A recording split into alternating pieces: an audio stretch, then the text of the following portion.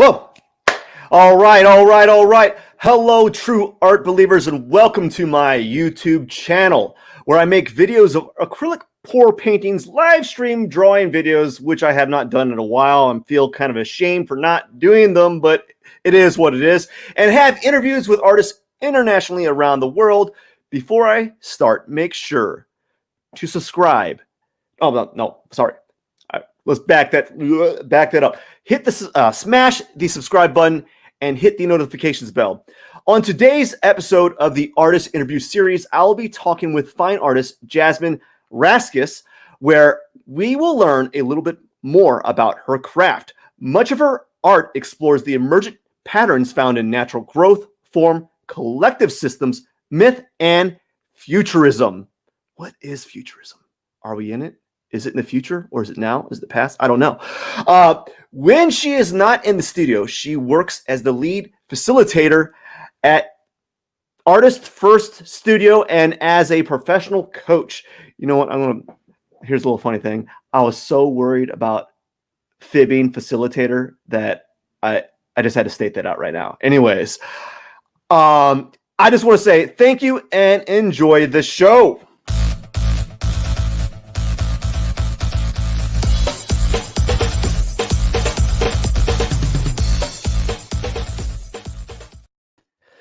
Hello. Welcome, Jasmine. How are you doing today? I'm good. Thank you. Thank you for that awesome intro. You heard it? You actually hear it? Yeah. What? No one ever told me that. I didn't know that people could hear me saying the intro. I thought because you're out of the frame that no one hears. I feel like I'm just talking to the air. So you actually can hear that. Yeah, I could watch it too. Oh, great. The things I don't know. Things I don't know. What's going on with you, Jasmine? In general, in life, and today? Yeah. What's going on? Let's see. Well, I'm very excited for the weekend. The weekend is coming. That means I should have more time to paint, work on some projects. You just said that you were you just finished a few pieces, or you're working on a few pieces? Yeah, I had how many? I don't know, it was 6 big pieces that were 80% finished for 2 months, and it was driving me crazy. And within the last 2 weeks, I've finished 3 of them. So I feel a lot better about the direction of where my art is, because I'm kind of at that point where I'm finishing a series and I'm really ready to get into the next thing, but I can't get too ahead of myself because I gotta get them finished. You got 3 more to do. Yeah. And they're almost finished, and literally sometimes I'll hang them on the wall and honestly sometimes not even do anything, or sometimes just add 1 dot and then I'm like, okay, yep. One dot. Just 1 dot will finish it. No, I mean that's an exaggeration, but it's usually these small things that are bothering me that won't take that long, but I just can't figure out what's off about it. Okay. And how many pieces do you work on? No, don't ask that. Let's do this one. How many pieces do you work on at a time? Sound like you have at least 6. I mean, if I really had to answer that honestly, I'll do just paintings. No, I can't do just paintings because I also work in paper and do collage. Probably 20. 20? That's not weird. Or is it? I don't know. I feel like it's a lot. It is. It is a lot. And are those part of the same series when you work on them? Or are they just their own separate entity? At most, I would be working on usually 2 series, so maybe finishing up an older one and getting into the beginning of a newer one. Okay. But my series they're not as connected as some people's are. So sometimes it'll be a color scheme or just a certain kind of pattern that I'm into. Yeah. Did we lose you? Oh no. Here we go. This is my nightmare. Jasmine, are you there?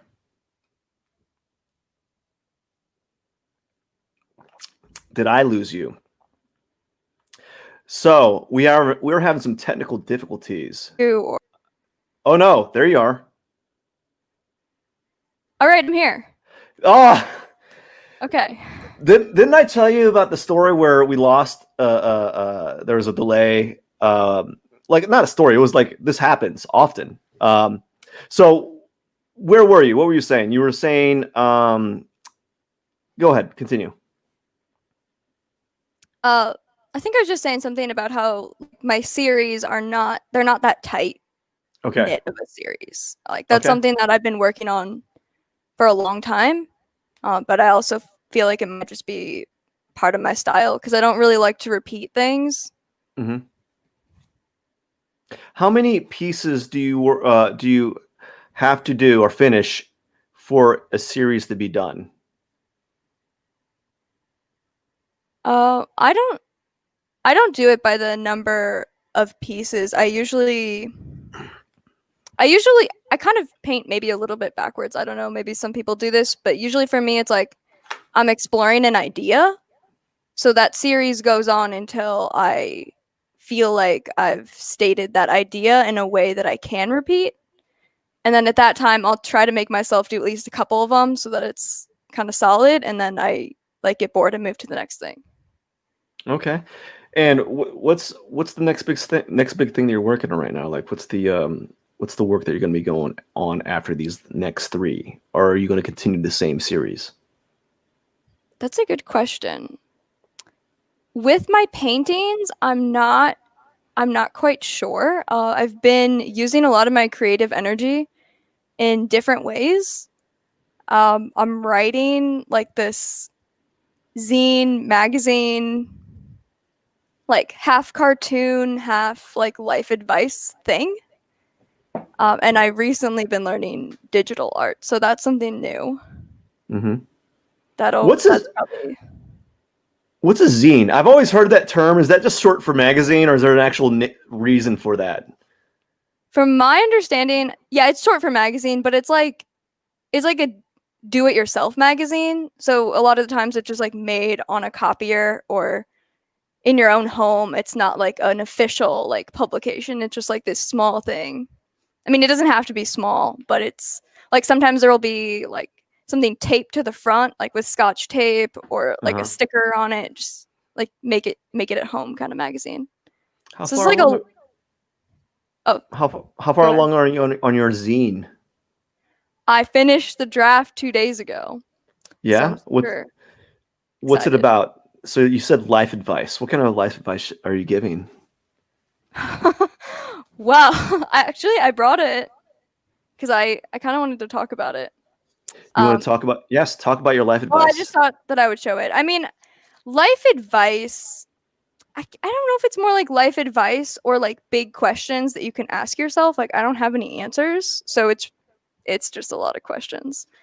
It's called ventilation protocols and Ventilation protocols. ventilation protocols for your mind. Okay. And some of the things that it talks about are like quieting your mind, integrating darker parts of yourself, opening doors, viewing life from like a bigger plane of awareness, Mm-hmm. and then talking about like purpose and death. Of course, you got to talk about death. Jasmine, what do you do when you quiet your mind? The easiest way for me to quiet mind is painting, which is a lot of the reason why I still do it as my one of my main mediums. And is that the one thing that you do, or is there other things? Like if you couldn't paint, what would be the second? Walk. Walk. How often do you walk? Almost every day. How many miles? I don't know. An hour. Depends An how. hour. You walk for an hour? Yeah. Do you like Usually. nature walk? Is there like a set pattern that you go to, or just like randomly? I want to go over here. Or you just there's a Baskin Robbins. I'll go over there. Do you have any set path with your walking? regiment? I really like to not ever go on the same path, but usually I Okay. do go on the same path for like 2 weeks and then I switch and then I go to a different one. I don't go anywhere special. I do like once a week I do try to get outside in nature or at Mm-hmm. least like go to the park. But Mm-hmm. usually I just do it when it's convenient. And right now since it's so cold, uh, just like where I work, nowhere exciting. But yeah. So tell me more about the zine. Okay. Yeah, go for it. Unless you want to keep it a secret. No, we can go more into the zine. I like quieting. I like the part where you start out with quieting the mind. Actually, if you didn't notice, you probably did notice when you entered the chat room. Like, why is he just staring in the screen doing nothing? Did you see that? I don't know what you were doing, but it looked like very normal preparation for an interview. I was just, no, I don't. I thought it was abnormal. No, I was trying to quiet my mind because as I was saying, I was like, oh, I'm so nervous, always so nervous. And so like you had me at that hook, or like how to quiet your mind, and I'm really interested in what more, like what other thoughts you have, like with regards to your zine, and like just we can extrapolate more from that. Yeah, totally. I also like I used to do sitting meditation a lot. I tried a lot of different mindfulness practices, and I've just found that for me, it's a lot easier for me to tap into that state when I'm in motion. And I know some people will say that that's not the greatest thing to do. It doesn't really count, but I don't know. It works for me. It works for me a lot more effectively to be in motion. Why do people say that it doesn't? It's not good to do it while you're walking or in motion. How's that? What are your thoughts on that? I think there are some like spiritual teachers, like they also a lot of spiritual teachers would say like if you're lying down Mm-hmm. that it doesn't count. I guess it just because within walking or within painting, your mind could still be distracted and have racing thoughts Mm-hmm. very easily, and you could just like if you were walking and you were just focused on like your past or your present, then it wouldn't really get you into that state. But if you're strolling down the sidewalk and you're just focusing on like moving forward and like your steps and just like fully being in the moment, I think it counts. And that's how I paint a lot of the time too. Walking. No. But just like not like when you're in this kind of, I would say, what I try to get to state, you're walking and you're just like taking your next step. You're not worried about the next step. You're just like, Mm-hmm. oh, this is what I'm doing now. Propelling your body forward. Yeah, or propelling your painting forward. Yeah, it's kind of funny that you said that laying down doesn't count. What about where sitting in a comfy chair? Does that not count? I think that probably counts if you're sitting still. I mean, I would say they both count personally, Oh but yeah. and not everybody says that. And what are some like other things are you talking about with regards to mindfulness in your zine, or just like philosophical? You know, what are some thoughts Yeah. that you talking about? I want to show up another picture for this one. This is one of my favorite pages called Opening Doors. And it's about the passageway that goes with this one is about like constantly asking yourself and analyzing like all the different doors that you could possibly open in your life so that you don't get stuck in one kind of narrative or one kind of story and you're not placing yourself in some kind of like box. Okay. So yeah. I listened. I was listening to a thing on TikTok, uh, and there was this person that was saying like, uh, if you're doing everything the same every day, and you're wondering why things aren't changing, you need to do something different every day, right? So as you said, like not getting yourself into a box.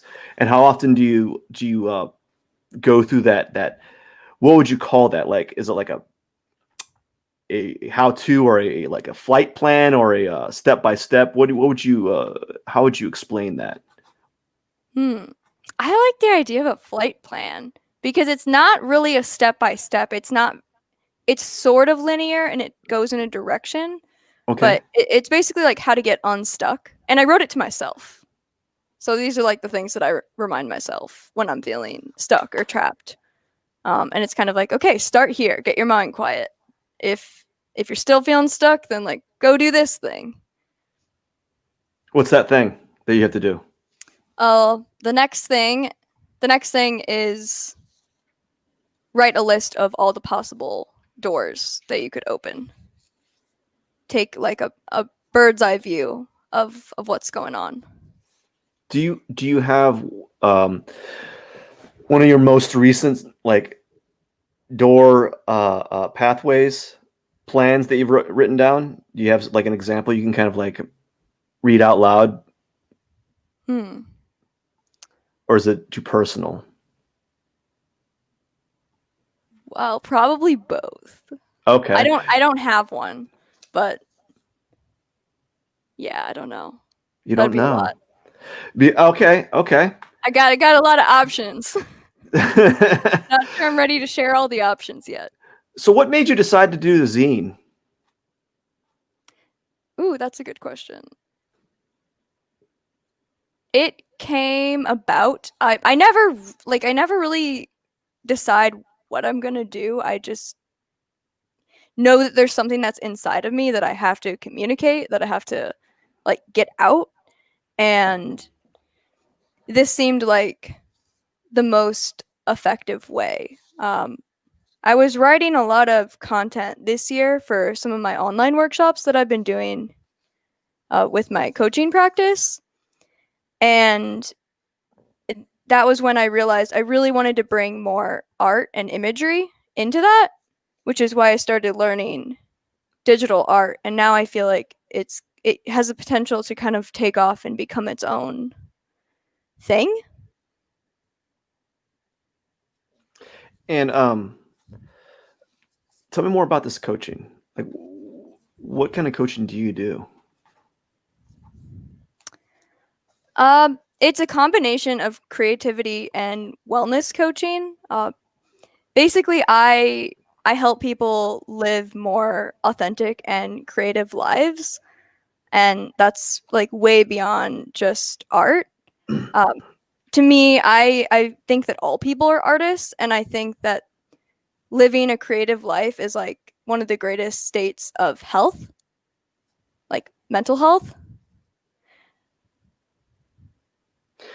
And do you feel like I don't know about this. Like I've been thinking about this a little bit. Do you feel that people are not authentic authentic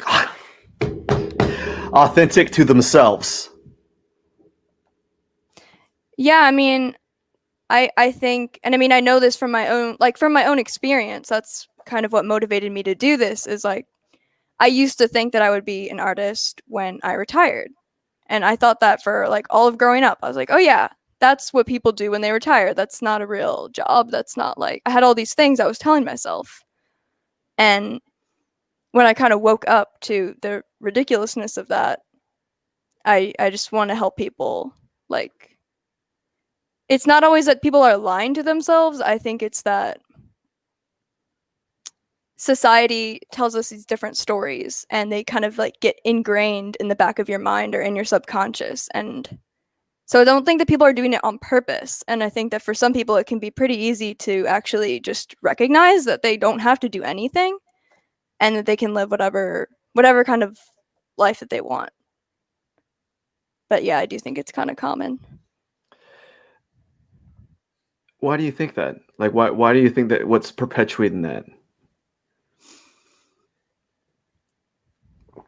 Is it just like is it time?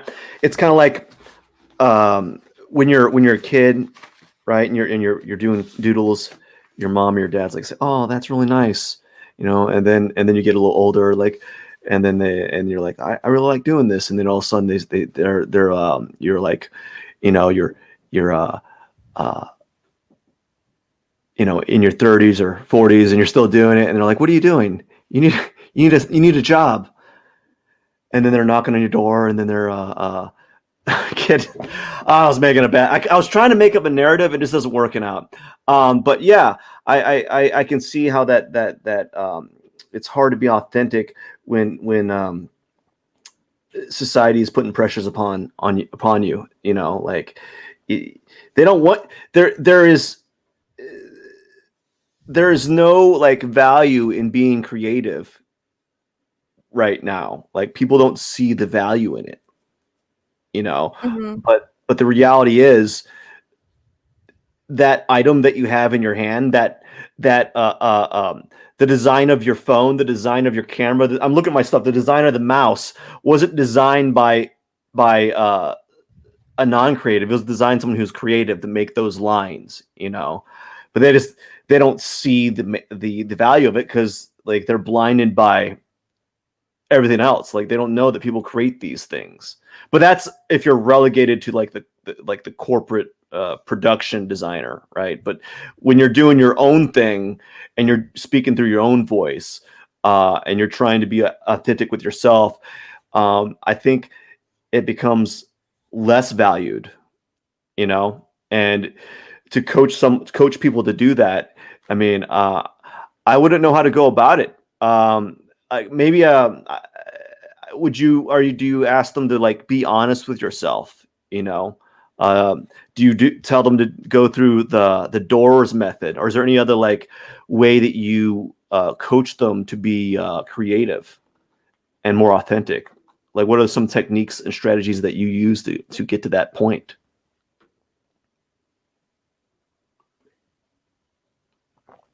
Am I losing you again with the internet connection? So here we are again. Yes. I heard your question though. And although there are some techniques, like some different kinds of thought exercises that I've learned how to take people through, different visualization.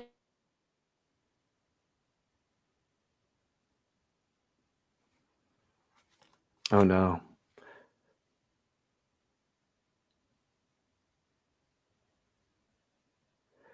Is the audio still there?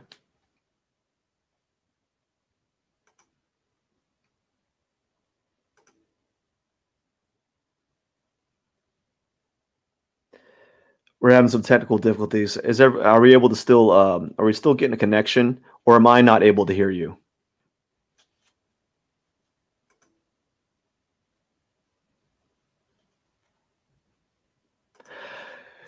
Anyways, so we're just gonna wait. The most important thing is Hello. hello. All right. You there?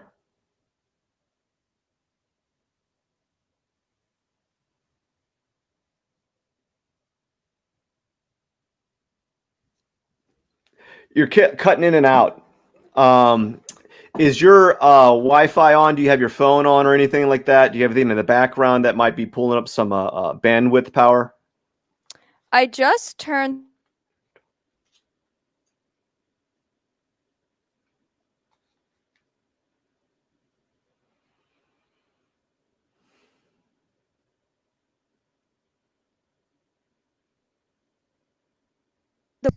everything else should be fine.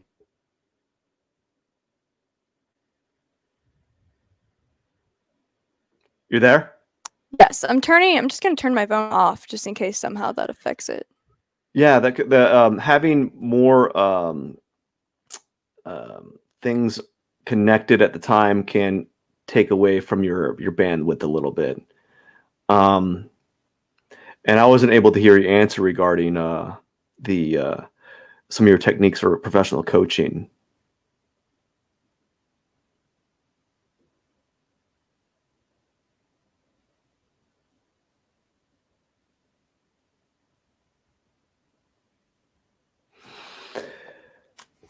So, anyways, everyone, Jasmine is a fantastic painter. She does some really, really interesting stuff here. So while she is getting connected, I think what I'm going to do is see if I can screen share some of her work, because there's nothing I can do about what's going on right now. She has a website called unamundusart.com, and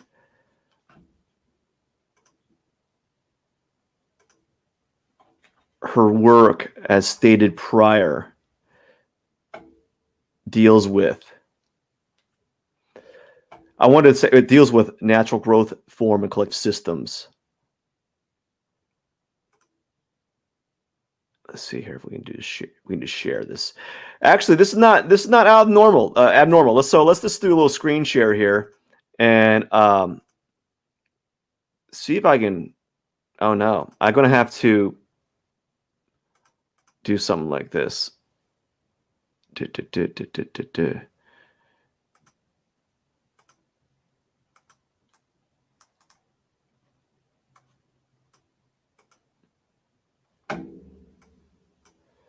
Now, that might work. Okay.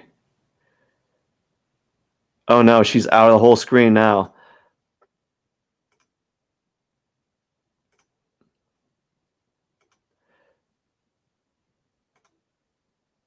So something about this is we're going to see if she can get back in. There we go. Let's see what this. So if we go to Jasmine's website here and take a look at some of her work, right? It's quite vivid, don't you see that, right?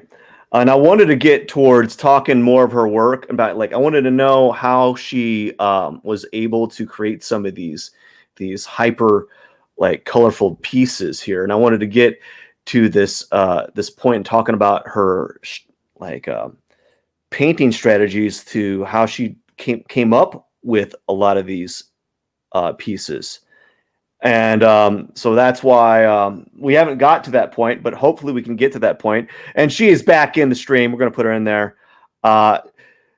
Jasmine, are you there?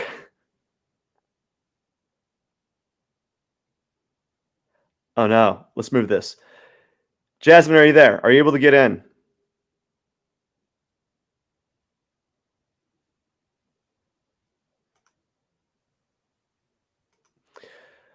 All right. So everyone, let's see. She's still connected.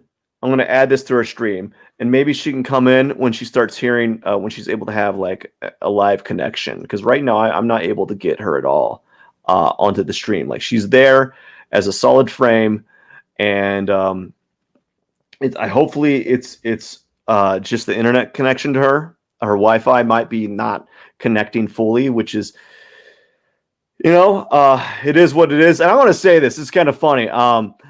This is not the first time that this has happened, right? And it's definitely not going to be the last time. Jasmine, are you there? So I think some of the works I wanted to end up talking about were her alien archetype pieces. And this is an acrylic on canvas, works on paper, digital drawings. And I wanted to know more about what she was doing with some of this work, because like they're like these amoeba-shaped characters. You got these like these beings in space here. I don't know what they are. Are they like organic? Is this symbolic for a heart and some valves, right? And I really like the color contrast, the gradients here, like these gradients on these pieces that are bouncing back and forth, right? They're really quite nice. So you have these contrasting forms. So you have like multiple layers in this composition here, which is quite nice. Jasmine, are you there?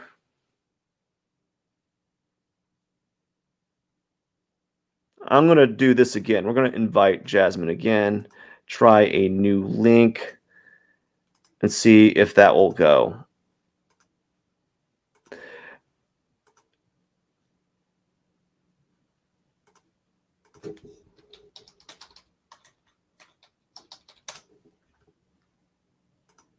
And I want to say that this is not abnormal, although I think this is probably this is going to be the hardest live stream I have done in a while, because it's kind of hard to talk about other people's work without them giving me any context. And she mentioned that she did collage work, and it looks to me that this is some collage work that she did. So this is a 9x11 piece,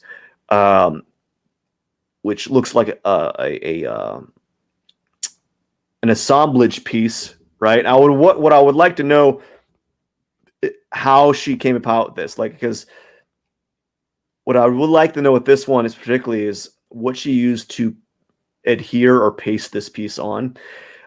It looks like it could be like rubber cement at this point. I'd assume it'd be rubber cement. I don't think it'd be like Mod Podge or anything like that, just because there's a slight bevel or slight cast shadow around on this piece, or maybe the construction paper itself is quite thick. Look at this piece. So this piece, Surfer Dude, Paper Ink, Found Images on Paper. Are you there? Oops. She's trying to come in, everyone. Jasmine is trying her best to get back in, and it's just not working. So this is one of her pieces, Surfer Dude, 9 inches by 14 inches. I actually kind of like this. So it looks like, I don't know what this could be. This could be a painting, or like this could be like some sort of printing of something. We might have something. We might have something. I don't know. This is one of those things to talk about. And maybe I need to come up with a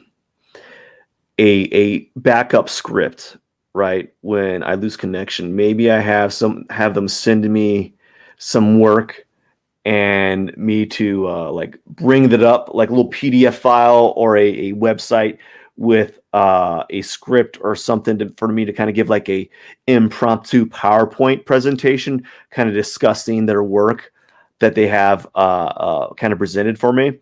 So for something like this, so I can give like, maybe I can give like a 20-minute presentation discussing Jasmine's work or any other artist's work in the future, right? But what's really interesting about this piece is, right, he's got these positive negative space relationships. You got these nice forms on this, like, kind of a neutral gray background, and just these nice pastel colors that are being used. And I'm curious to know, are these black stripes ink themselves? I can't tell, but it looks like they're made of like some sort of brush stroke or ink stroke.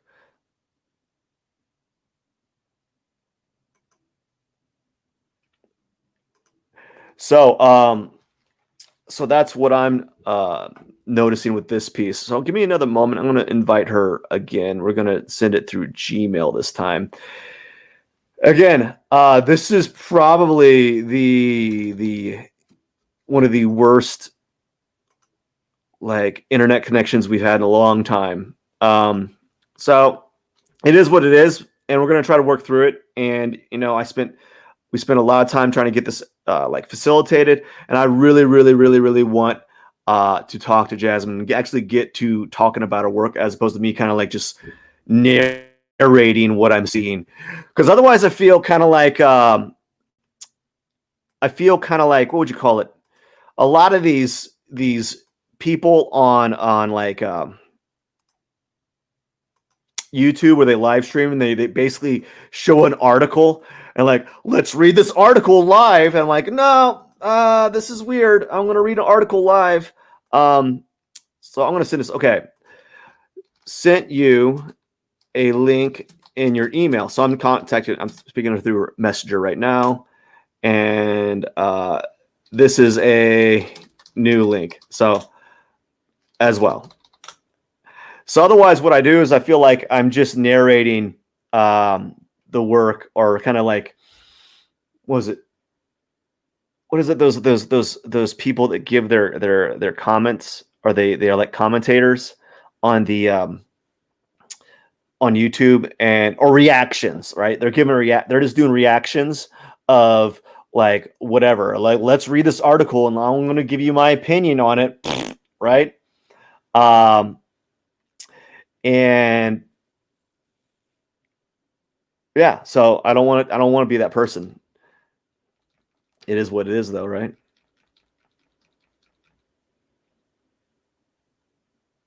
So this is walk the talk.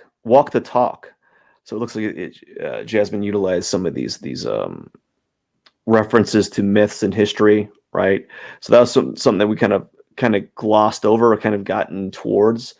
And it looks, I can't tell if this, I think this might be a printing of sorts, or maybe a piece that she worked on and cut out of, but it's beginning to kind of look like a printing collage. Now, everyone thinks that when you work with a collage that it's really easy to do because you're just cutting paper and you're pasting it onto a surface, but it's really quite challenging to do a really well crafted collage, because when we think of collage, the layman or the person that doesn't know what a collage is, we think of like a dream board where we just kind of slap things onto a piece of paper and then call it a day. But real collage is actually well organized and thought over. And so it's really difficult to do a well-crafted collage. And some of these pieces are actually quite good. Jasmine is right now, she is restarting her computer, and this is rough, putting me on the spot here. Ooh, this is creepy. Look at this. Look at this. Look how creepy this is. What is this? What is this? Is this like plant life? Or is this like algae or fungus that she cut up? This is like this mystic character here, dominating the atom. And if you haven't noticed already with some of her work, is you're noticing like these reoccurring cactus type shapes. At least I've noticed them on the piece, on some of our collages, right? You have this reoccurring cactus type shapes right here, right? And like this, like these like tree like shapes that are coming from the bottom and kind of anchoring the composition. At least that's what I'm seeing. And now this looks like it might be color-aid paper, which is very hyper-saturated color, colored paper. I'm not sure if that's the case, but it might be for these pieces. Like if these are 9 by 11 inch pieces, color-aid paper comes at like it in sheets of this size. So it could very well be that, or maybe she decided to paint these pieces of paper and paint and then glue them on that way, right? So you got those cacti shapes in the bottom here, or this could be recognized as like a hand, right? Really, really cool stuff. All right. We got to add her to stream. Jasmine, are you there? Yes. This is not abnormal. Okay, Jasmine. I'm going to remove this from the stream. I hope you don't mind, Jasmine. What I was doing was I was filibustering and showing your work, and then basically it was basically my version of narrating what I'm seeing, and then kind of adding context to the person that doesn't know art or know. I don't know. It's very difficult to explain, but I was just trying to figure out something to speak about with your work while you've problem solved. And I don't typically like to do that. The reason why is because it kind of I was talking about it earlier. It's like it reminds me of like those YouTubers that go on and they just read you news articles. You know, it's like today in the news, so and so did this, and here's the article. Let's read about it. And they literally read. Yes. There's a person on YouTube who's like, I enjoyed the art in the meantime. And they'll just tell you, like, they'll just read the article in front of you, right? And you're like, okay, I could have read this article, but you're reading it for me, I guess, with some context. So you're able to get that fixed, right? I think so. Oh, We're gonna go with yes. Oh gosh, I'm gonna be honest with you, we spent like 20 minutes just trying to get you back on. I know I restarted my computer. Oh my gosh, wow. So how do you want to go continue with this? Right? Do you want me to screen share your website and you could talk about some of your work because I kind of started it, or do you want me to go back to the other way? What do you think? It's up to you. I think we will go off my website because I feel like people can go hang out there for as long as they want Mm-hmm. without me. And, I don't have like a whole lot to say. I mean, I kind of do, but it's more like the backstory and stuff like that. And like what the things mean, I really want people to interpret as they choose. So I'm sure Okay. whatever narration you did was perfect. I was commenting on the repetition of the cactus shapes that I saw in your collages, and I didn't know if those were cactus like meant to be cactus, or they were just like a form that you were just exploring in your piece in those pieces. Yeah, everyone sees that they're cactuses. It is just a form, like a growth form. Okay. They are plants. More Okay. recently, I've been getting a little bit more surreal or adding in like recognizable elements, like the figures Mm-hmm. and the plants. But I love cactuses, and I love, yeah, like southwestern settings. So, Jasmine, what was art for you as a kid? It was definitely not anything fine art. It was mostly me making large messes. um, I've I almost was, and I still probably am to this day, more of like a projects person. Like Mm-hmm. I always had these little projects, whether it was like remaking clothing for all of my dolls or like building some strange structure. I think like one time I was trying to build this like giant paper mache protein model that was like 4 feet tall. It was all over the place. It was no real order to any of it. Until I did consistently paint starting from around 14 or 15. Mm-hmm. But I would usually just do like a couple paintings a year. Maybe like 6. That took you months to do. Yeah. And were they sequential? Were they like series work, or were they just like offshoots? Yeah, they were all offshoots. Just me Mm-hmm. kind of playing around. They are on my website, a lot of them. Oh yeah. If you want to know, we could bring that up because those are kind of funny. You want me to bring them up? Yeah, let's take a look.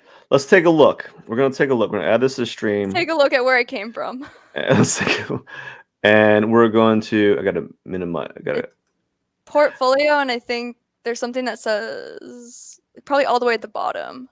3D No, let's see. 2015 slime No, building 2009 to 2000. 2009. Yeah.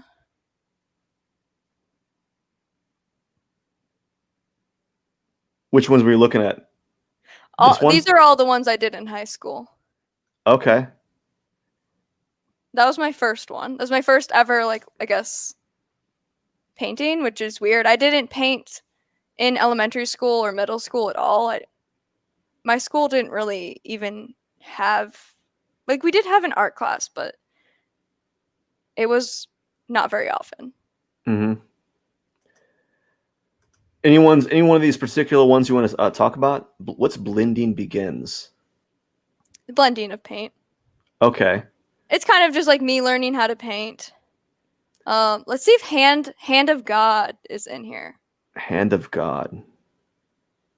Oh, I changed the name. I changed it to It All Comes Together because I was freaking some people out. But its real name is Hand of God. Well, I see Hand of God right on the bottom here. That one, yeah, that one. And then and you change it. It all comes together. Why are you freaking people out with this one? I don't know. I mean, it wouldn't bother me now, but I think at the time, like, to title a painting with like Hand of God. It just sounds so intense. I Okay. kind of want to just like tone it down a little bit.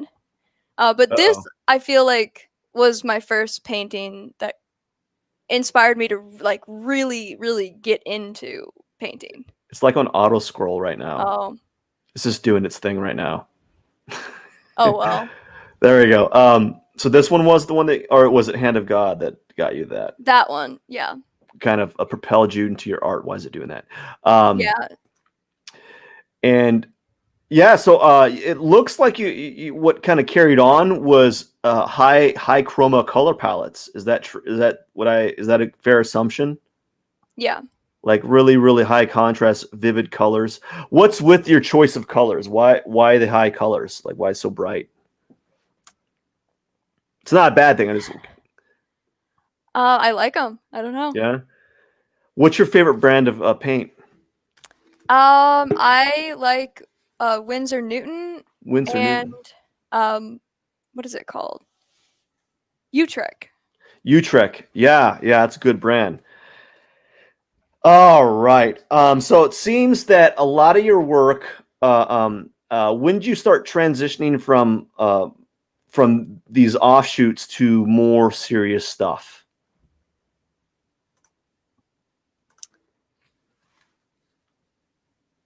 Oh, that's it. I think I hope I'm not doing serious stuff. I hope it's not Oh, serious. oh, it's not serious.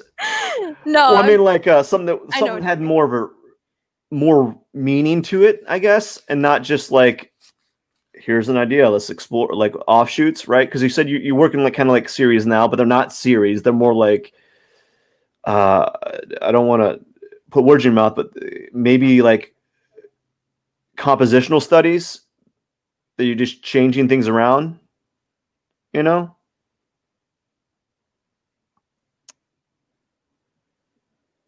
Somewhat. I think it's I'm just like I'm trying to get the thing in my head out. So sometimes that's why I have to do more than one version until I feel like I get like the perfect, not perfect, but perfect as it can be version of whatever that is like I had. Mm-hmm. What do you usually do to start a painting?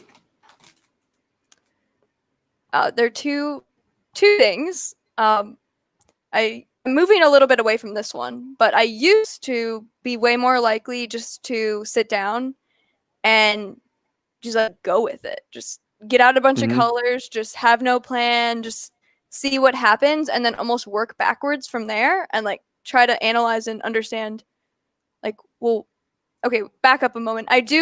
Before I would do that, I would set some kind of intention about like what I want to explore, like whether that's growth patterns or emergence or consciousness or like alternate reality, different intentions that I could set around an idea. And then just like sit down and be totally intuitive about it and see what happens and then try to make it all come together visually and at the same time also try to like answer that question. What are your thoughts on consciousness? It's a good thing I was just thinking about this week. I think that I really am a huge believer in the collective consciousness, and that's where the Unus Mundus comes from. Carl Jung's collective unconscious idea, which kind of, I mean, there's a couple meanings of it, but one of the meanings is that at some level, like humans are all connected to this other consciousness that like contains all of this information like of our past and all this kind of like hidden knowledge and these answers that somehow we're all connected to that, and that I also believe that as people we are all inherently intertwined and connected. Those are some of my main thoughts. And that was what you're thinking about this week, or what was the initial thing that you were thinking about when you were thinking about consciousness? So I was watching a movie. Okay. what is that movie called? Close Encounters of the Fifth Kind. It's Okay. about connecting with aliens. And I thought it was going to be another one of those silly alien movies where it's just like a documentary and they're like, this is why they're aliens. We have this video. And I don't know, I've seen a bunch of alien movies, but this one took a different direction. A bunch of people recommended it to me, which is why I watched it. And it actually goes into being more about consciousness and about how there are these groups of people that get into a meditative state and then are like connecting with these otherworldly beings. I mean, I don't know about that, but I'd say it's certainly possible. And it was also about how, like, the implications of that would mean that your mind influences matter, which I do also believe in to some degree. And yeah, that's what got me off on this latest consciousness rant. I've been hearing a lot of videos, or not here. I've been seeing a lot of videos and just stuff like that where you're able to manifest your thoughts, right? Mm-hmm. Like you the notion is that you can create the world that you're thinking, essentially. And if you're I guess the best way would explain it would be like, if you're thinking negative thoughts, all you're going to get is a negative outcome. What are your thoughts on that?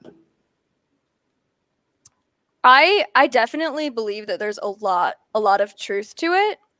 I wrote this little blog post on it one time, it was called "The Practical Powers of Positive Thinking," and it was actually like looking at that question from a very uh, like almost like skeptical, like very scientific viewpoint. And what I found for sure that they can prove is that when you visualize things in your mind like that, that's like the strongest way to talk to your subconscious mind. And your subconscious mind and your unconscious mind, I'm not really sure which one is, which one's doing this, but the parts of your mind that we're not usually tapped into in our everyday state, they can actually solve a lot of these problems that come about in our life. And it's kind Mhm. of like the idea of when people get these light bulb moments, like when you're in the shower or when you're not paying attention, like the moment that you drop the problem, those unconscious systems go and they solve them for you. And I think that the more you pay attention to what it is that you want, the more that you'll see it. There's a name for that effect. So I think those things are very important. And I've seen enough science to see that there is, I mean, and I have experienced different things to myself where I feel like there's definitely like more than average an amount that you can control physical things. Like, that's my personal thoughts. I'm not super into a lot of, like, I see a lot of those like manifestation videos too, and a lot of people that are hugely into it. And I think it's a little bit dangerous to me. Um, but I just I feel like there's a lot more to it than just like thinking a thought. And it's kind of, some of those videos I'm not a fan of. Have But you in watched general, in general? What's a typical day like for you? usually I get to my studio early-ish in the morning and I work on like creative work, or if I have big projects that I'm working on, kind of like those things where I really need to use the more creative parts of my brain in the morning. And then I work at Artist First in the afternoon. And then I typically, at least right now, my schedule changes a lot, but we'll go with this month. Then I go on a walk, and then I cook dinner, and then I come back to my studio and usually just play around with art or paint. What do you mean by play around with? Like just like do new things? Yeah. Yeah. So like sometimes not even work on, like I don't usually work on finishing painting. Starting paintings is really easy for me. Finishing them, not so much. That's that's not abnormal. Um, uh, is it? And I think it has to, like a lot of it has to, a lot of artists I know, it might be because of the abstract, like abstract art. There's like literally it's infinite, right? Or like the just dealing with shape and form, like you can keep on developing them. Or maybe I don't know. Do you perceive your works as abstract? Because to me, I perceive them and then dive a little bit deeper into what I'm seeing. But like the first response I see is an abstraction of something, and it goes further, right? Um, Yeah. I don't, sometimes I tell people that because it's easier sometimes, but I feel like they're more surreal, okay, yeah, like that is a better. non-representational surrealism. So they're Okay, not, yeah.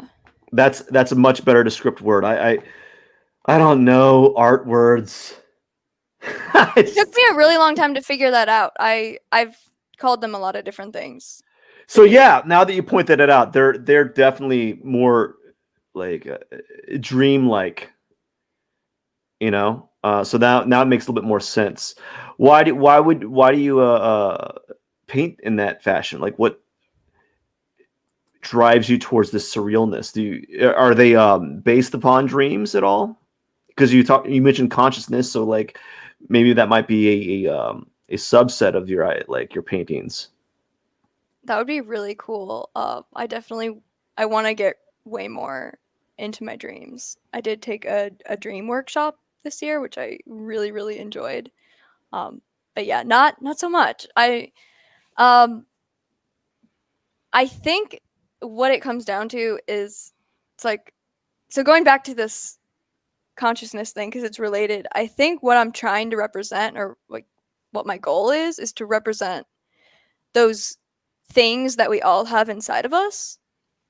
Um, and that's why, like, I'll look at things for inspiration, and I read things, and I look at other artists' work and whatever. But when I sit down to paint the painting, like what comes out, it's all like from my head. And I think that's something that's important to me because I feel like if I can pull it out of my head and create it in this way where it's like recognizable to, at least ideally, it's supposed to be like these recognizable forms and features and things to all people, like all of humanity across time and culture.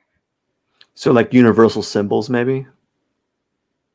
Yeah, it's almost like pre-symbols because it's like pre-language because most of the stuff I've done right now. Is that what you got from your dream workshop? Uh no, the dream workshop taught me how to remember my dreams. And how's that go? How does that work? So I can't say that I'm continued to follow up on it, but now I will because now we're talking about it on a YouTube live. So now I got to get back into it. Have But yeah, you have you ever had a dream where your teeth fall out? no, I hear a lot of people have that dream. that's weird. Like Yeah. like a lot of people have had dreams where their teeth are falling out, and I'm like, what? Why would you have a dream? And I think like the apparently the symbolism behind it is like uh uh it's like it's one, it's terrifying, just all your teeth falling out. Two, it like it I think the logic behind it is it represents like a lack of control in your life or something, or like chaos is happening in your life. Uh um but yeah, I've never had a dream like that. Have you what's the last dream that you can recall? Or what's an interesting dream moment that you had? I had a dream this week that I was flying, and it was really fun. So you actually had control of your flying. Yeah, I guess I did in my dream. Man, that reminds I've had dreams like that, but only I'm a huge Marvel like fanatic. Not anymore. I used to be like when I was a kid, and I would have dreams that I was like an X-Men mutant, and I could like, I was like I could levitate or lift things, but only if I thought about it really, really hard.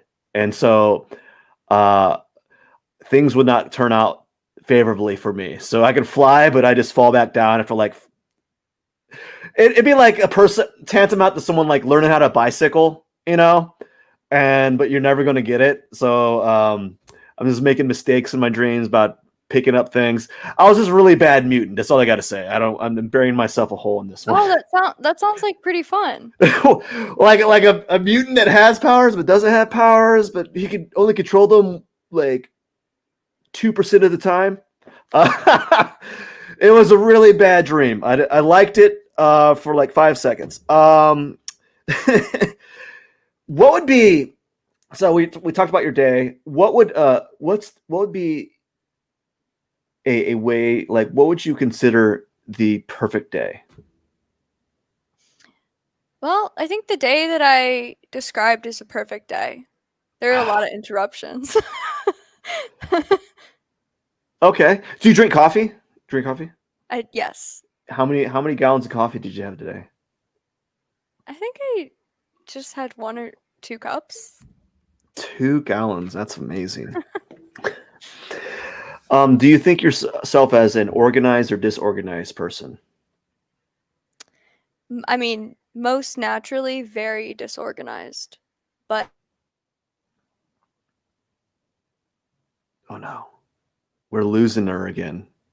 We might have to backpedal and go back and talk about her artwork while she gets back in line, because I have a few more questions I want to talk about, and we barely even scratched the surface.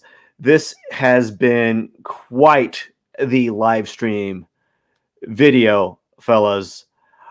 Quite the live stream video. While Jasmine is getting back in action, back online, while we're trying to, hopefully she doesn't get kicked off, I'm going to talk a little bit more about her work, and hopefully we can get back in. So the alien archetype pieces is what I wanted to talk about. No, we already talked about this. I thought she had more. All Alone. Oh, these are photography. See, this is something new. I did not know that she did like professional. Look at this interesting stuff. So this is very cool work here. These photographs here. Like yeah, this this is very interesting compositionally, right? If you look at this, the horizon line takes up roughly like 1/8 of the composition, and then you have a light source directing you towards her photo fabric. Could this be a snake or a hose? I don't know. Hopefully it's not a snake. Uh-oh. You there? yes. Am I back? You are back. Okay. So yeah, because the reason why I ask about the organized disorganized part is because uh, I find that they're like the artists that I speak with are either hyper organized, like incredibly hyper organized, or ones that are just like they're barely able to like manage the day, and or they like they're like a teeter totter or seesaw, right? Where at one moment they're really really structured, and then at a flick of a switch, if something goes off, they're like their whole day is just like spiraling out of control. I'm more like that person, right? I'm like I could be either hyper organized or it just falls apart. I always thought that was really interesting. Uh, as an artist, that's how we kind of like run our like day to day. Do you happen to find that your organization dictates the your creation process? Hmm. Well, I don't know if this part got cut off or not, but I'm naturally super disorganized. Like, that's just, and I mean, I say that, and actually, I shouldn't say that. I'm pretty organized, but it's very hard for me to be organized. Like, that's something I really struggle with.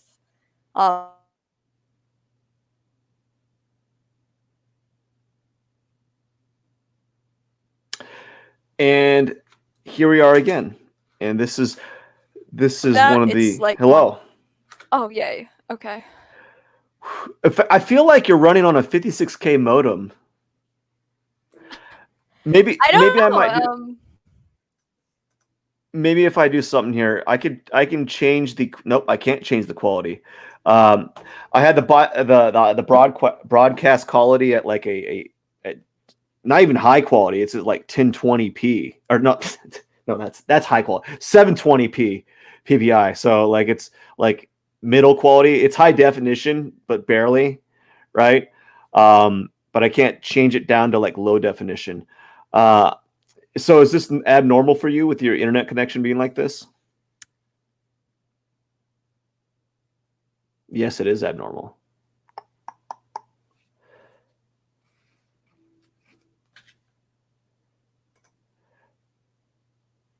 Oh yeah. Wow. This is the second week of interviews, and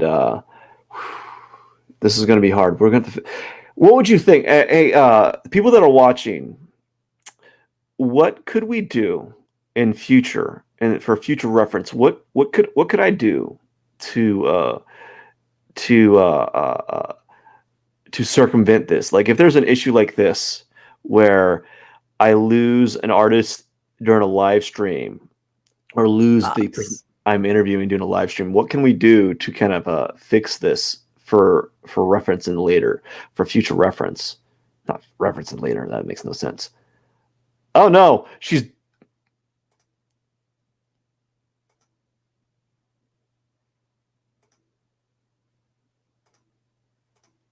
you're back. Oh.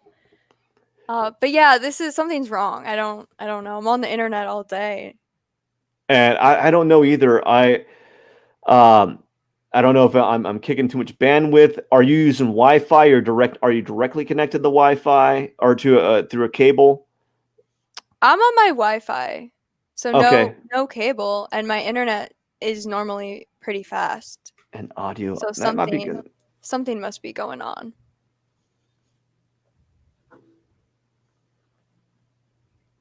Yeah, one of the people that are watching has suggested maybe in the future I should give an audio option only option or phone or something. Maybe something that for people that might not be able to live stream fully. I don't know. Sometimes it works really good, and then sometimes it works really bad. This is one.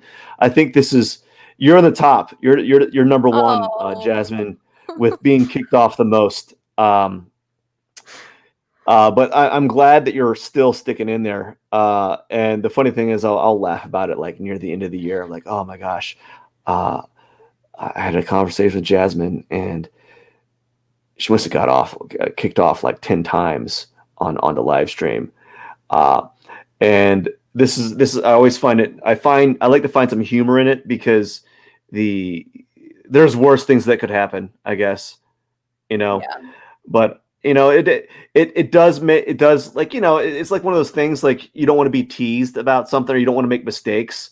I think that's one of the things with like people in the art world, or people that are the artists that are starting up. They're afraid of making mistakes, or afraid of looking bad, or afraid of making pieces that don't look good, right? Oh, yeah. I gotta say something about that. Really, Go ahead. I feel like it's really important to make terrible art. Yeah. Like, I Yeah. feel like you just have to do it sometimes, and then sometimes that gives you such a breakthrough. Yeah, you got to make that.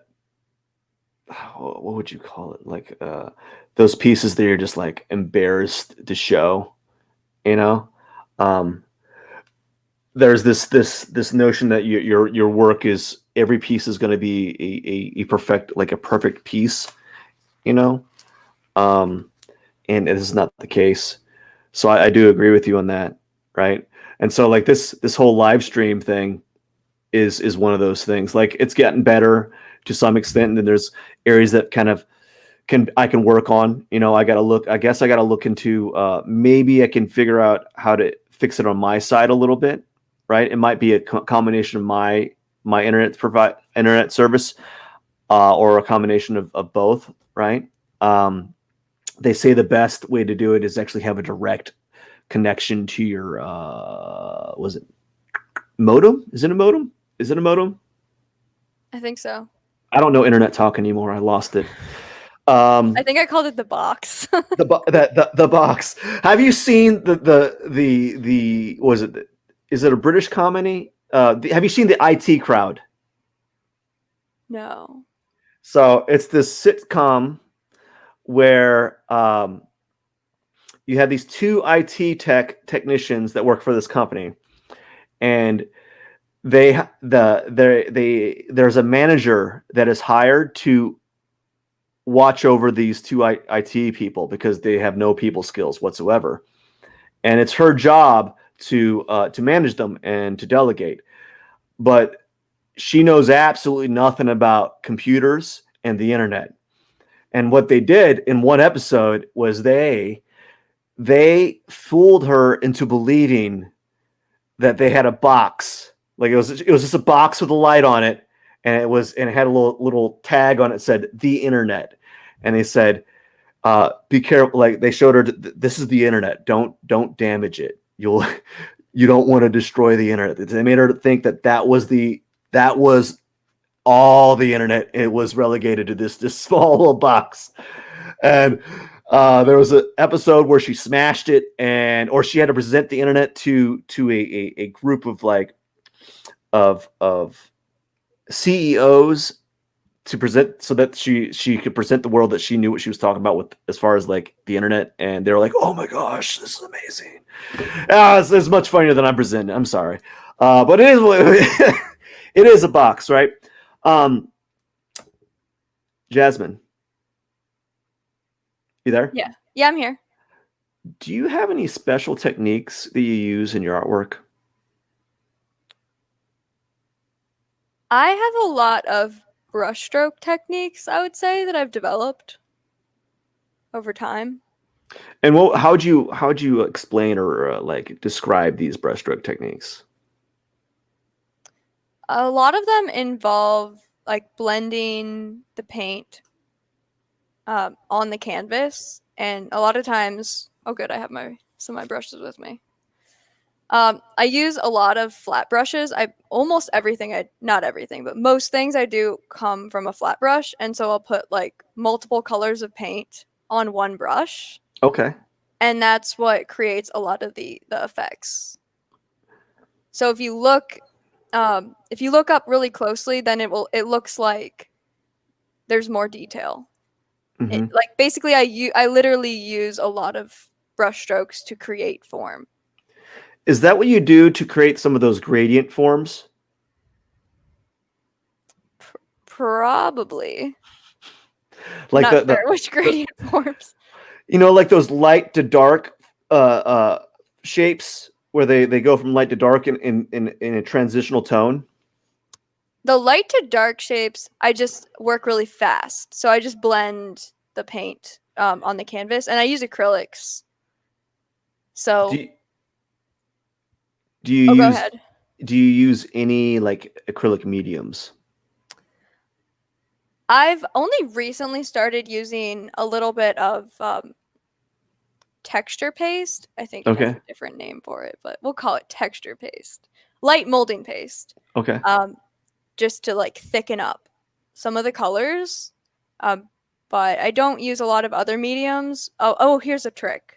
I don't know why.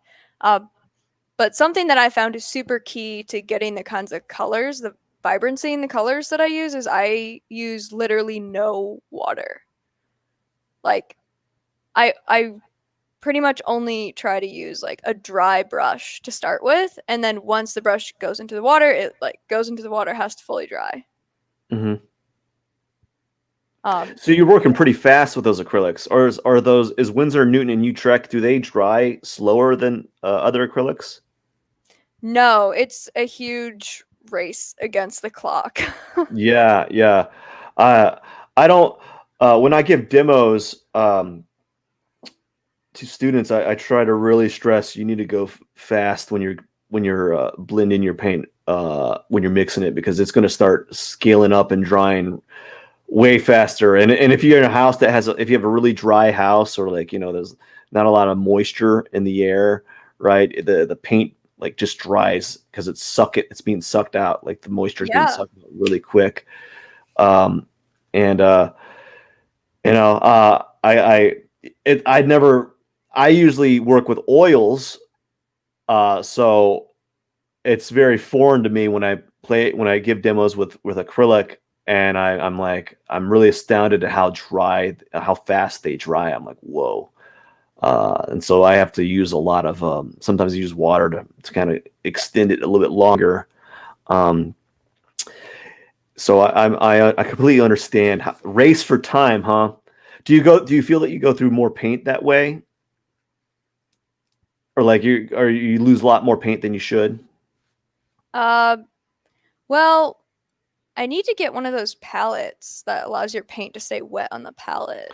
Oh yeah, that the it has like a wet sheet on the bottom. Yeah, yeah, that's where I tend to lose paint, but something that I've worked into my practice that helps me not lose paint, and I also think it helps me or has helped me develop as an artist and be more creative, is I do my best to use all the paint on that palette, which is also why I work on so many at one time, because if there's like a bunch of blue left, I will find a place for it.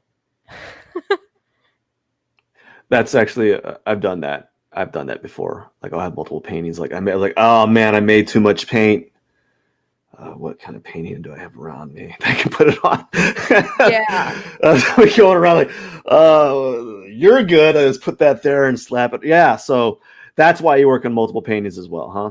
Yeah, and I mean, I'm getting that was causing some problems for me, especially as I was getting more into more detailed work. So I do keep around like a bunch of like watercolor paper so that I can always just like stick that on there and use it as a like a background for a study or something. Oh, so would you paint the whole watercolor paper one color and then you can use it for collage? Is that Yeah, or I've been painting on paper too. awesome? Yeah, yeah. Do you use any of that painted watercolor paper for collage at all, or is it just like or do you have colored paper? Mostly right now I have colored paper. I like when I'm using paper, a lot of the reason why I'm using it is because I've learned that, especially like with acrylics, um, if you want to get a super solid thick color on there, you're gonna need like 3 or 4 coats. Hmm. And so if I'm just playing around with color and shapes, it's a lot easier to do that with paper Yeah. since it's already the color that I want. What kind of color paper do you use? What kind of brand? I don't know the brand. I know that Art Mart has really awesome paper, and it's dangerous for me to go in there. Oh yeah, because your wallet would be lighter. Yes, yes. But Yeah, I mean, I use whatever, like collage paper. You can yeah. get in the any kind of craft store. Did you use any color aid? Are you What's that? familiar with it? No. No, Oh you don't yes, need. yes, I know what that is. No. Yeah, I was talking about it when I was going through collages, and I was wondering whether you use color aid. And I because, haven't used it. but yeah, it's really expensive paper, but you can get the whole rainbow color, like sheets of color from like it's a giant, like from whatever color. Like if you have a rainbow and all the colors, right? You can buy those sheets. It's like you can get like a stack of 250 from white to black and all the colors in between with all the rainbow colors. And don't tell me that we lost you again. We lost her. It's gone to the point that it's like a satire. It's like a joke where we. I'm gonna try to finish up with like 3 more questions. We're just gonna like just like, you know, 1, 2, 3, get all the 3 questions out of here, and then we're gonna end it because this, I can't handle it. It's hilarious, and it's also slightly embarrassing on my behalf. I wish this wasn't the case. I really, really, really, really, really wish this wasn't the case. So we're gonna go back and look at some of her work, but I'm not gonna go and look at the photos. Although I do really think the photographs are quite good. I really do think these are quite good. You know, a lot of symbolism. You know, I like those. I like them. Completely different from her main work. Hey there, how you doing? Oh, again. Do you think that the universe, for some reason, just like doesn't want me to say something here? I don't know. We don't. Well, you don't want to do that because you'll manifest it, right? If you're thinking that it's just going to keep knocking you off, it's going to knock you off the stream. But I was just stating that this is it's just a giant joke now, right? Where I'm gonna laugh. I'm gonna laugh about it, and you're gonna laugh about it, and you're gonna talk about it probably in future podcasts with the people that you speak with, and we're just gonna be better. We're just gonna be better for it. So I'm gonna be thinking about ways that I can improve my connection. And see what I can do from there. So we're just going to try to go for the last 3 questions because I know that I wanted to really dive into your work a little bit more, and you have really cool stuff, especially the subconscious, the some of the philosophy behind, like the symbolism behind your work. I wanted to get into it, and because of the just being kicked on and off of this live stream, I just can't. I just don't have it in me. I don't have it in me to start something, and we might lose you, right? So I have 3 questions here that I want you to kind of answer. You might actually get kicked off between each question, but that's fine. Okay. So what advice can you give to artists, either beginning artists, artists that are already kind of professional, or just in general an artist that's been working as an artist for all their life? Like, it doesn't matter what stage they are in their art career. What kind of advice would you give to them? I would say stay curious. Do what's important to you. Keep learning. Do your best to have fun. And I feel like at the core of your art practice, it has to be for you. I mean, I know it's really important for me to know that I'm making something that is going to go out in the world. So it doesn't mean ignore the world, and just do whatever you want. You can keep your audience in mind, I think. But yeah, just at the core, I feel like it has to be you expressing or exploring or communicating the you. It's my personal tip. Okay. So always be experimenting, always be curious, right? Always challenge yourself. Yeah. Yeah. I actually said, if you didn't catch that, I said your shelf. So always challenge your shelf. So you just go to a shelf and you start an argument with it. Yeah. And don't worry what other people think. Yeah. That's in today's environment,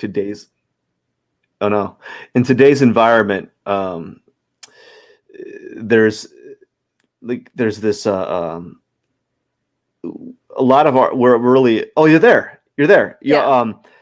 I was going to go in a filibuster because I thought I lost you for a second. No, yeah, we instant. It was. It's so hard because it's not happening. Well, it's so hard to know because you're just really still. Like that. See? I can't tell if you're frozen or you're not. And that's fun. You start moving, right? No, but yeah, we're so self-conscious about what other people think about us, and sometimes it dictates how we present ourselves authentically, right, into the world. And it also can dictate your artwork, right? You're so worried about making work that other people might like, or worried about making a mistake and presenting it to the world that you don't even take action. You know, I really believe in that. You know, where Yeah. you gotta make any. I always say this: any action is better than inaction all the Yes. time.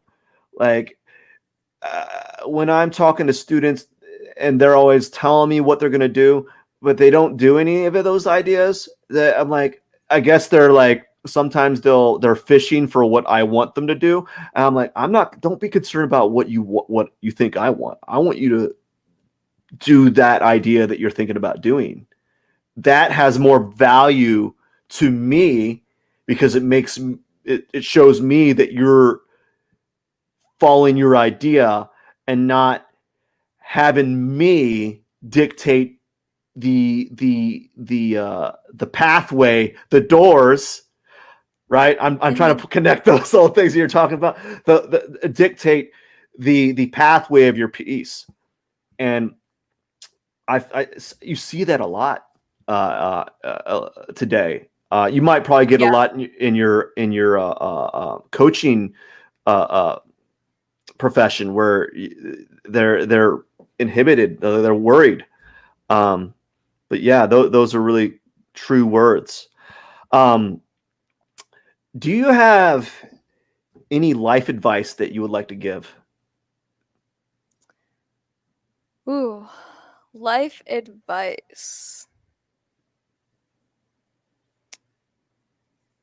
Trust yourself is my biggest piece of life advice.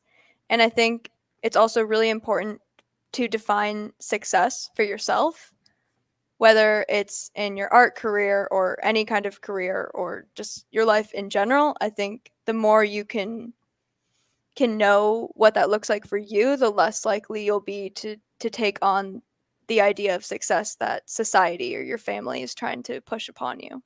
Mm-hmm. What is your definition of success?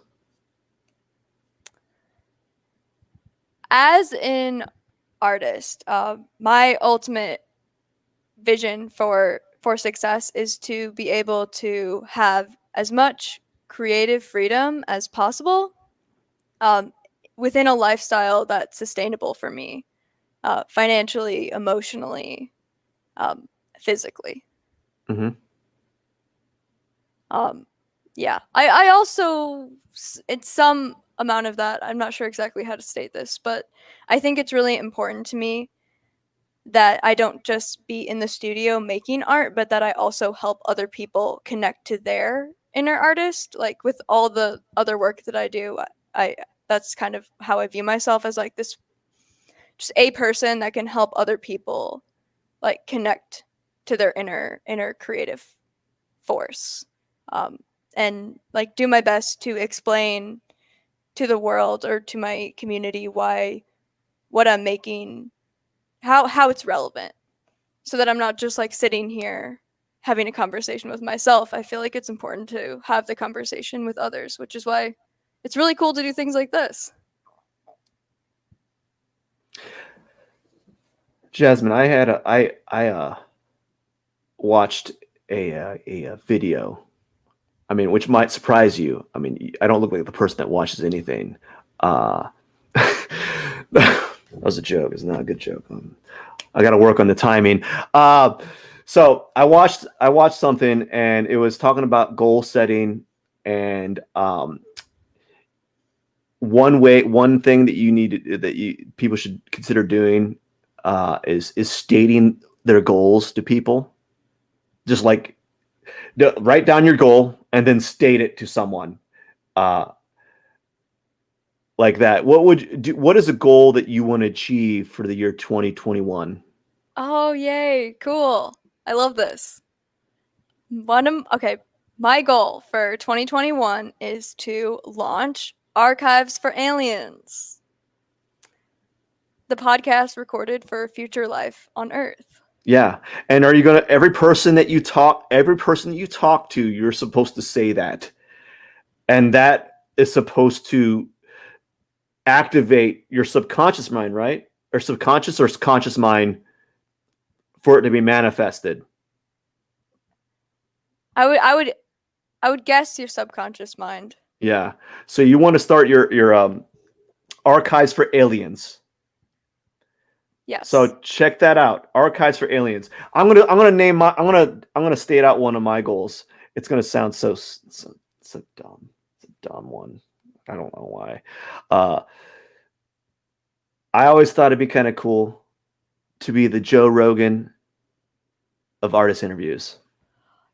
That would be so cool. I mean, I have to say, like, I really enjoyed this. Even I know we had like a lot of interruptions here, but I think that's such a great idea. Yeah, I love it. So I stated, now I'm gonna have to go to like everyone in my work. I'm gonna have to go to my students that I teach. Like, hey class, guess what? I want to be the Joe Rogan of artist interviews. And they're like, what's this guy talking about? Like, this weird person telling me he wants to be the Joe Rogan of artist interviews. Clearly, what I got to do is got to have better internet connection to make this work.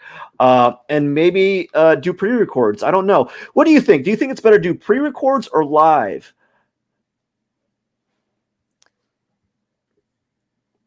I don't know. I don't know either. I don't know. I don't know either. So one last question, Jasmine.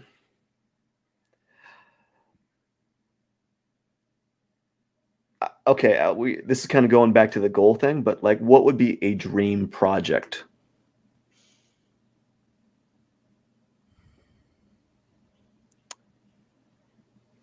I want to do a large mural, like around 20 by 30 feet. So that's definitely a dream project of mine.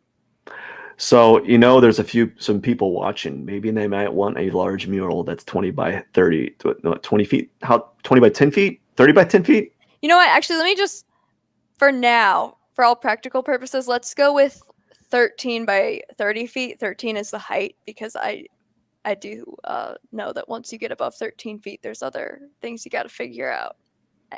But it doesn't matter. It's a dream project. Large mural. Have you done any murals of sorts? Have you done like a room, like a wall in a room? The biggest one I've probably done is 7 by 9 feet. Mm-hmm. All right. Okay, Jasmine. I just want to say thank you so much for taking time of your day to talk to me and really sticking to it and just jumping back in after being kicked off over and over and over again. That's such a good metaphor for life. Yeah. Was it get back on the horse, or what do you do when you fall down? You pick yourself back up, right? It is that's great. I really do appreciate it, and I just want to say I'm very thankful that you stuck through it, and just didn't like say, you know what, whatever, I'm not getting back in. And I'm like, oh. You ever seen the episode of the movie Wayne's World where Wayne leaves the set and Garth's just like, hey everyone, and he says some joke and he's like, not, and then he just walks away because he's whistling. He just can't deal with it. That's what I kind of felt like. Maybe I should just get a meme of Garth, and have that in queue, and saying like we're experiencing technical difficulties with like just Garth there during that scene. I think that'd be kind of funny. Anyways, Jasmine, how can people find you on the internet? My websites are the best place, either my websites or Instagram for my art. Those are the places where I'm most commonly located. And what are those? unusmundusart.com for my art. And I do have a separate website for my coaching, chaos2 order coaching.com or .org or .com, both. Jasmine, thank you very much. Really appreciate it. And for those that are watching, don't forget to hit the subscribe button. I have interviews locked in all the way till April of this year, and I'm just going to get more and more. My goal is to get 52 artists for this year, one artist a week. And if you enjoy the content and really liked what you're hearing, outside of the technical issues, it's out of my control. Obviously, Joe Rogan doesn't have that problem, but I do. Don't forget to hit the subscribe button. Thank you very much, everyone. Have a wonderful day. Pierson out. Jasmine, thank you again.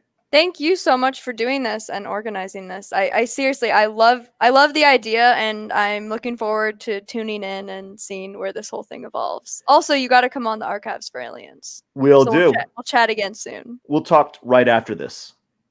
Thank you also, everyone who's watching this.